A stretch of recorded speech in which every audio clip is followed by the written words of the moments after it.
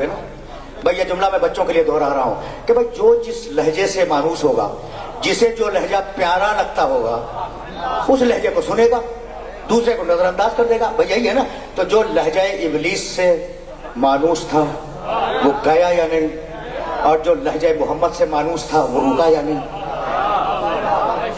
سمجھ گئے نا. تو اب جملہ سننا، اس سے زیادہ آج زحمت سماعت نہیں دوں گا، لیکن یہ جملہ تو میں خصوصیت کے ساتھ ہدیہ کر رہا ہوں.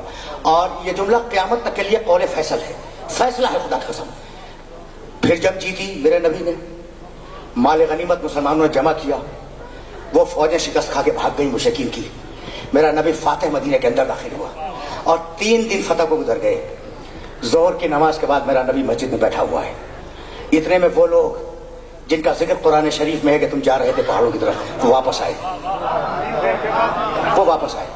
ظہر کی نماز میں واپس آئے. بھائی سننا اب یہ جملہ برداشت کرو گے. واپس آئے اور ترتیب کے ساتھ واپس آئے.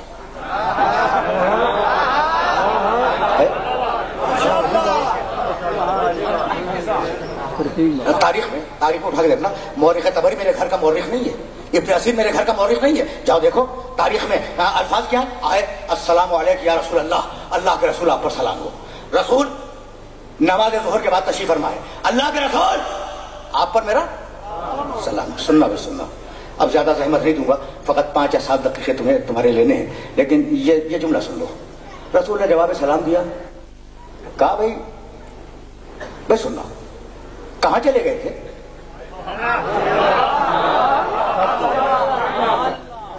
اب یہ جملہ تاریخ کا نہیں سیرت کا ہے، اور تمہارے لطف سماعت کے لیے جملہ ہدیہ کرو. یہ تاریخ میں نہیں ہے، یہ سیرت میں.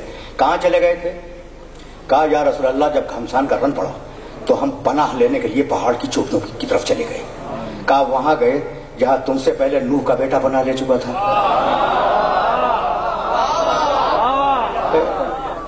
تاریخ میں نہیں، سیرت میں. کہا یا رسول اللہ گھمسان کا رن تھا.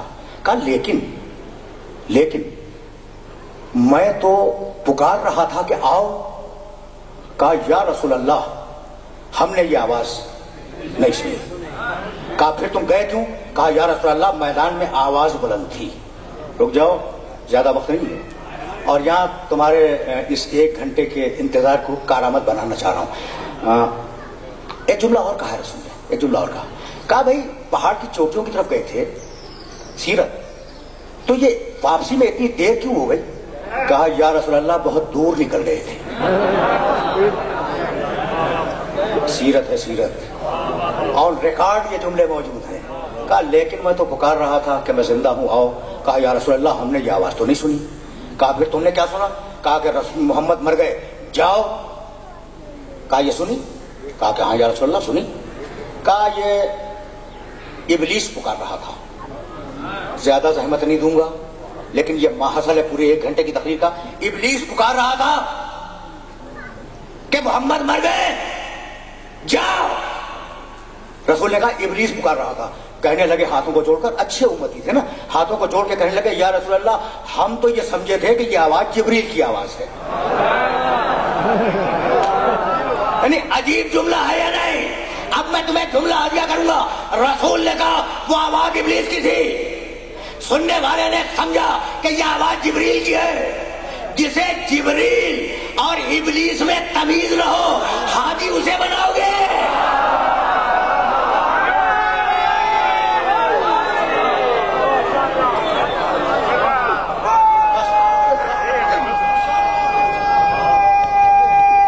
میں نے زحمت دی.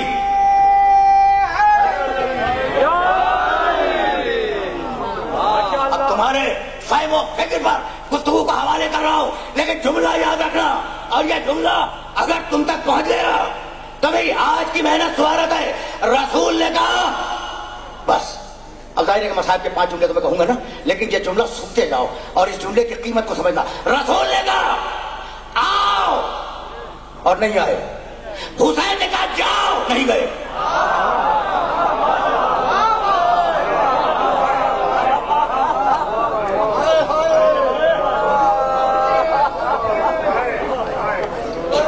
یہ فرق یاد رکھو گے نا، خدا کی قسم بچوں کو ذی شعور بچوں کو، نوجوانوں کو یہ جملہ خدیہ کر رہا ہوں، میرے نبی نے کہا آؤ اور نہیں آئے، میرے حسین نے کہا جاؤ اور نہیں گئے۔ جبھی تو دوبارہ چراغ جلا کے حسین نے کہا تھا کہ نہ میرے باپ کو ایسے ساتھی ملے نہ میرے نانا کو ایسے ساتھی ملے۔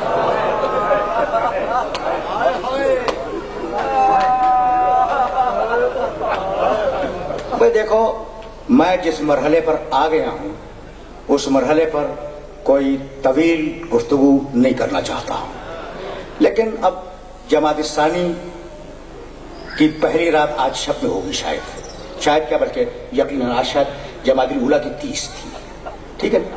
تو کل جناب سیدہ کے سلسلے میں بھی کچھ تذکرہ کروں گا۔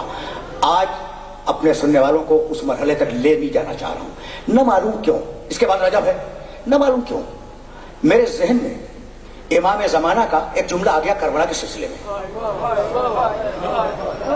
السلام علی الطارحین عن الاوطان، سلام ہو ان لوگوں پر جنہیں زبردستی ان کے وطن سے نکال دیا گیا۔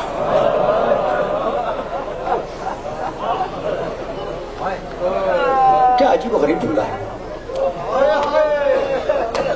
سلام ہو ان لوگوں پر جنہیں زبردستی ان کے وطن سے نکال دیا گیا۔ کوئی اپنے وطن سے اپنی مرضی سے نکلنا نہیں چاہتا، فکر معاش لے جائے، کوئی اور چیز لے جائے، لیکن انسان کے ذہن میں وطن رہتا ہے۔ وہ پہ توجہ رہے، وہ جو مدینے میں پیدا ہوا، وہ جو مدینے میں اپنے بھائی کے ساتھ کھیلا، وہ جو اپنے نانا کی قبر کا مجاور تھا، اس سے 28 رجب کو وطن چھوٹ رہا ہے،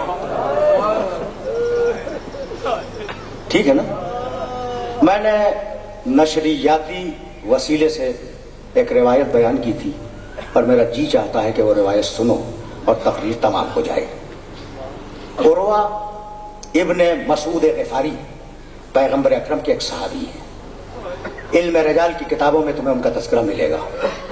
28 رجب کو حسین کی روانگی ہے نا مدینے سے کربلا کی طرف، 28 کی رات یعنی دن آنے سے پہلے والی رات، حسین پوری رات ماں کی قبر مطہر پر، نانا کی قبر مطہر پر اور بھائی کی قبر مطہر پر رہے، لیکن شہزادی زینب کیا کرتی رہی رات میں؟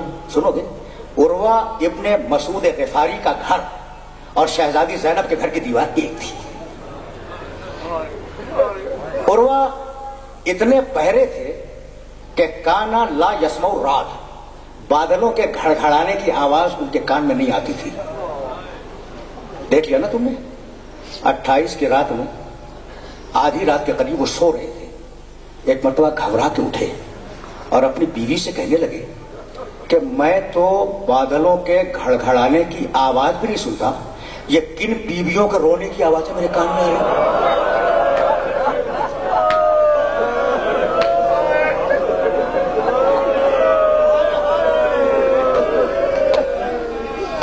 میں تو بادلوں کے کڑک کی آواز نہیں سنتا، یہ کن بیویوں کے رونے کی آوازیں آ رہی ہیں۔ عروہ کی زوجہ رونے لگی، کہا عروہ نہیں سمجھے، یہ محمد کی نواسیاں رو رہی ہیں، فاطمہ زہرا کی بیٹیاں رو رہی ہیں۔ حسین نے پوری رات گزاری اپنے بزرگوں کی قبروں پر اور بیویوں نے پوری رات گزاری گھر میں گریہ کر کے۔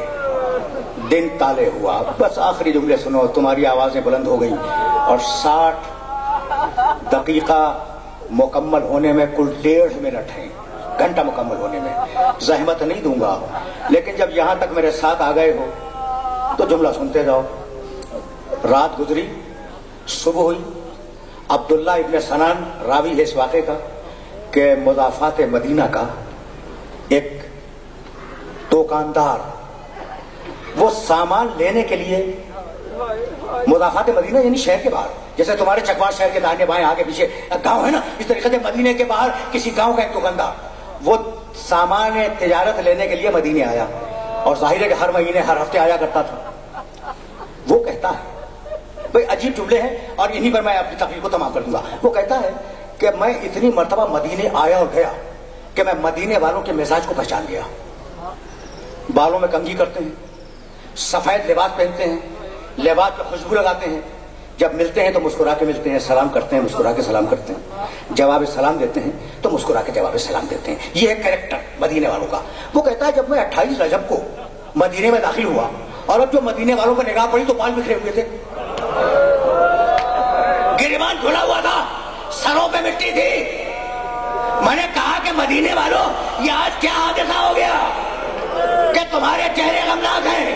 کوئی بوڑھا رو کے بولا کہ ایسا معلوم ہوتا ہے کہ تو اجنبی ہے، اس شہر کا رہنے والا نہیں ہے. کہا کہ ہاں میں اس شہر کا رہنے والا نہیں ہوں. کہا کوئی حادثہ نہیں ہوا. کہا پھر تم یہ رو کیوں رہے ہو؟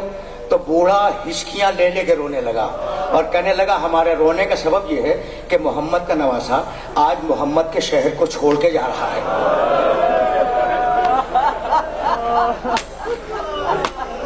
اجرکم اللہ. آج میرے نبی کا نواسا نبی کے شہر کو چھوڑ کے جا رہا ہے. دو جملے سنو اور مجھے اجازت دے دو. وہ پوچھتا کہ بنی ہاشم کا محلہ کون سا ہے اور حسین کس محلے میں رہتے ہیں. اس گلی میں داخل ہوا جس میں حسین کا گھر تھا. اب ساری رپورٹنگ اس دکاندار کی ہے. زحمت نہیں دوں گا، تم رو چکے، میری مجلس تمام ہو گئی، زحمت نہیں دوں گا. وہ کہتا ہے کہ میں گلی کے کونے پہ کھڑا تھا کہ اتنے میں ایک لمبے قد کا جوان نکلا اور نکلنے کے بعد اس نے گلی کے دونوں سروں پہ قناتیں باندھ دی. قناتیں باندھنے کے بعد اس نے باہر ایک کرسی لا کے رکھی. میں نے کسی گزرنے والے سے پوچھا یہ ہے کون؟ کہا یہ حسین کا قوت بازو ابو الفضل عباس ہے. اتنے میں وہ کہتا ہے کہ حسین برآمد ہوئے، کرسی پہ تشریف فرما ہوئے اور حسین کے داہنے بائیں دو جوان تھے جن کے چہرے 14ویں رات کے چاند کی طرح چمک رہے تھے، قمری الوجوہ. ایک داہنے کھڑا ہوا، ایک بائیں کھڑا ہوا. میں نے کسی گزرنے والے سے پوچھا کہ میں حسین کو پہچانتا ہوں. ابو الفضل عباس کا تعارف ہو گیا. وہ جو حسین کے پیچھے داہنی طرف ہے وہ کون ہے؟ کہا حسین کا بیٹا علی اکبر. کہا وہ جو علی اکبر جیسا حسین کے پیچھے بائیں طرف کھڑا ہے وہ کون ہے؟ کہا یہ حسین کے بڑے بھائی حسن کا بیٹا قاسم ہے. بس تم رو چکے، تم گریہ کر چکے. واقعہ بڑا مفصل ہے، کبھی پھر صحیح میں تو آخری جملے عرض کر رہا ہوں. وہ کہتا ہے میں قنات کے پیچھے کھڑا ہوا تھا اور صورتحال کو دیکھ رہا تھا. ناقے آئے، خیمے بار ہوئے، ناقے بڑھ گئے. پھر ناقے آئے، بوریاں غلے کی بار ہوئی، وہ ناقے آگے بڑھ گئے. پھر ناقے آئے، ان پہ مشکیزیں بار ہوئے، وہ آگے بڑھ گئے. پھر میں نے دیکھا کہ ایک ناقہ آیا، ایک بی بی سیاہ لباس میں دولت سرا سے باہر آئی. اس کا قریبی عزیز اس کے قریب گیا اور جانے کے بعد بی بی کا شانہ تھاما، ناقے میں سوار کر آیا. وہ ناقہ آگے بڑھ گیا. بیویاں سوار ہوتی رہیں، ان کے رشتہ دار سوار کراتے رہے، ناقے آگے بڑھتے رہے. راوی کہتا ہے کہ ایک مرتبہ حسین کے گھر کا دروازہ دونوں پٹ کھل گیا اور 18 کنیزوں کے جھرمٹ میں ایک بیوی باہر آئی. حسین نے دیکھا، گھبرا کے کھڑے ہو گئے. آواز دی بھیا عباس بہن کو سوار کراؤ.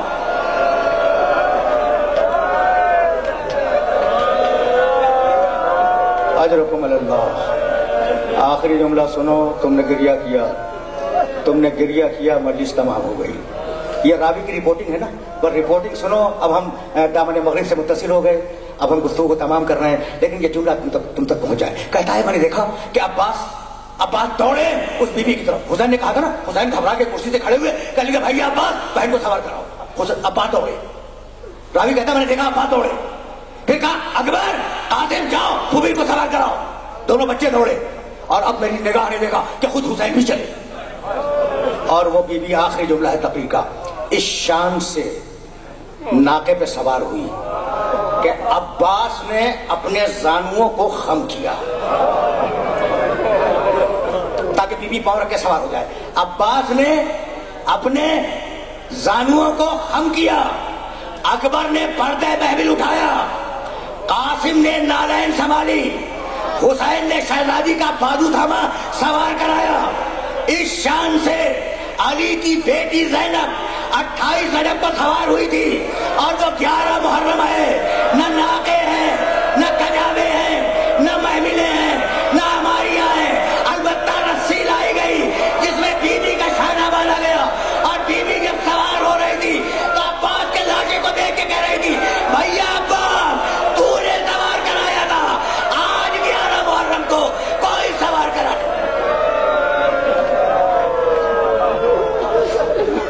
سيعلم الذين ظلموا أيّا منقلب ينقلبون ربنا تقبل منا إنك أنت السميع العليم. پروردگارہ اس عبادت کو قبول فرما، پروردگارہ ہمیں کامل ایمان فرما، ہمیں اسوہ محمد و آل محمد پر چلنے کی توفیق عطا فرما، پروردگارہ ملک کو مستحکم فرما، ملت اسلامیہ کو متحد فرما، تعجیل فرما دور